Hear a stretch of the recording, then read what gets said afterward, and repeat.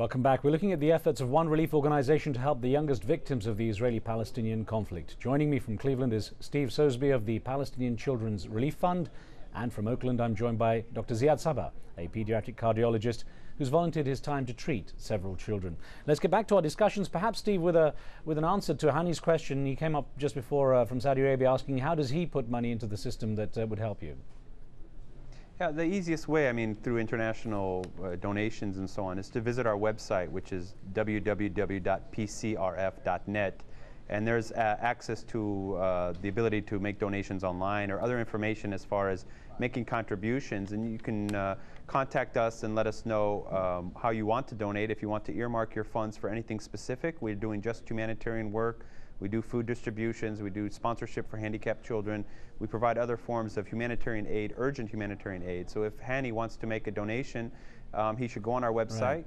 Either contact me by email or contact our organization and let us know if he has any trouble making a donation through the process which is already established, and how he wants to earmark those funds for anything in particular concerning the relief efforts on the ground in Palestine. We're doing a lot of different types of work there, okay. And we need the help of people like Hani to do more. We did put up the website there for people to check that. Steve, let me ask you an email question that came in, if you'd put this up, if you'd take this for us. It's from Oregon in the USA, and Laura McIlhennan from Oregon wrote in saying, I'd like to know what is being done for children to help them with the psychological effects of living in a war zone. I wonder, do you incorporate anything that looks at the psychological impact that the kids suffer?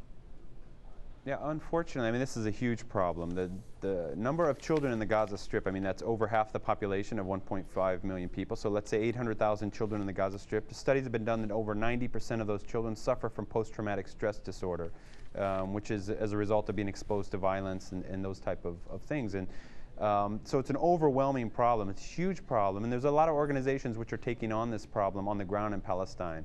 Our organization is focusing on a very specific area, which is providing surgery or that type of humanitarian aid, surgical care for children who otherwise would not get it within the local healthcare system. The issue of psychological aid or psychological relief for children who are suffering from post-traumatic stress disorder, for example, which are, I would say, in all of Palestine is over 1 million children. Some organizations like Physicians Without Borders is doing something on that. But even more so, I think my opinion on this subject is, as important of this, as this tragedy is, psychological conflict, how it's affecting children, I don't think it can be adequately addressed as long as the occupation continues. You treat a child who's suffering from, you know, let's say as a result of being exposed to violence, like kids like Assad and others, and they go back into the same system. It's a constant exposure to explosions, to the fear of their parents, to the sights of tanks and of dead bodies, and this carnage which is a daily occurrence in Palestine, particularly in Gaza these days. And how do you treat that when it's ongoing? You treat it one day and it reemerges the next as a source of instability and fear for those children. So really, until the occupation ends, until this issue is resolved, I think it's going to be extremely difficult for any relief organization to take this issue on. That's not saying it's being ignored. Some organizations are dealing with it and doing a good job, working hard to deal with it. But I think the problem is so huge, based on the reality that this is just an ongoing conflict. Right. I want to get daily scenes. Sorry, I was just going to say, I want to get an email to Dr. Sabah, which came in from Oman, from Khalid Al-Haribi, yes, who says, he compliments the organization. He says, may Allah bless the PCRF and all those who are helping people in need.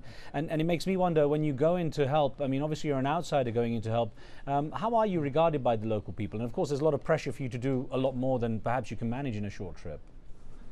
You know, the people are so appreciative, and you sense that. You know, a lot of times, you know, people thank me for coming, and Steve says thank you for coming, and I'm actually thanking Steve. You know, I just feel so frustrated here living in the U.S. I wanted something to contribute, and I'm fortunate enough to have a subspecialty that may be needed there. So I have the sense of gratefulness rather than the people out there, and to be able to contribute something as little as just, you know, teaching people things that I know, it's great.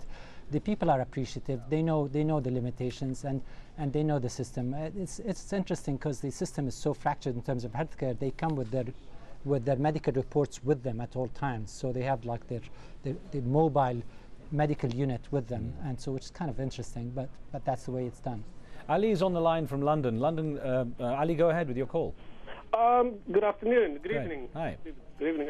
My question is basically, I'm a regular viewer of Al Jazeera, and tend to follow the events of the Middle East, particularly the situation in Palestine. Right. This is the first time I've ever seen since Al Jazeera has been launched, either in Al Jazeera or other main Western-focused media journals, a similar program that has really. I mean, when I saw the pictures, I was shaken. I'm a father of children, and to be very honest, things we take for granted in here. It broke my heart when I saw those pictures. Ali, the question is, can the media be accused of not publicizing the plight of Palestinian children, but focusing political issues such as war? What's being said? Ali, let me put this to Steve and ask, how difficult has it been to get publicity for your cause? And let me put it in this terms also, because an email came in from Kansas from Deborah Plummer, and it touches on a similar issue. It says, what can the PCRF do to bring knowledge about the situation between the Israelis and Palestinians and other Middle East problems to Americans? Well, the first question is how difficult it has been to get exposure for our work, our humanitarian work. And I think locally, within the local news media outlets in the United States, it hasn't been that difficult. For the most part, these are humanitarian stories. They're looking for a humanitarian angle. We have doctors treating our kids for free. These are kids who are coming, they're innocent victims of war. So that's a good story, and it kind of sells itself, basically. We have had problem getting in within the Arab media, I'm sorry to say, including Al Jazeera and some of the other larger Arab satellite channels in the Middle East. I don't know for what reason. Maybe it's just we haven't reached the right people, but we have been kind of cut off from that exposure. And I think this is our first chance, and we thank Al Jazeera for this opportunity. It would make our work a lot easier if more of the Arab community knew of our work and were able to support what we're trying to accomplish. The other question, could you remind me what that was? Yes, it was really asking about, bringing better knowledge about the Israeli-Palestinian situation to Americans in particular. Yeah. Well, I think by having these kids come here and, they see children like Assad in Philadelphia, who's a triple amputee as a result of just playing soccer in the street of his village.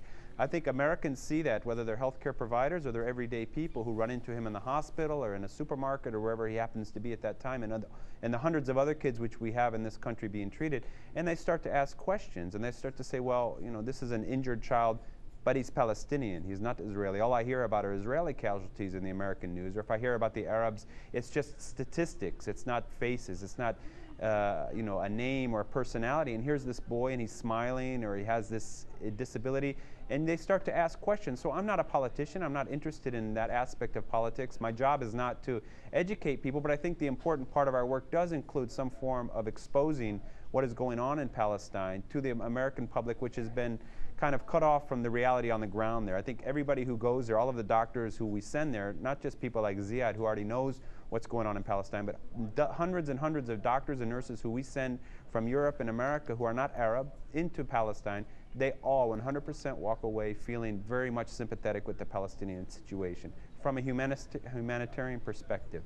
They all come back saying, I want to go back, I want to do more, those people deserve my help. Well, listen, Steve Sosebee and Dr. Ziad Sabah, thank you very much for being with us. The pictures were disturbing, but sadly they are a reality. Congratulations on your work. I wish you a lot of luck with that. Thank you. Thank you so much. Thank you for joining us. From me and the team, we'll see you next time.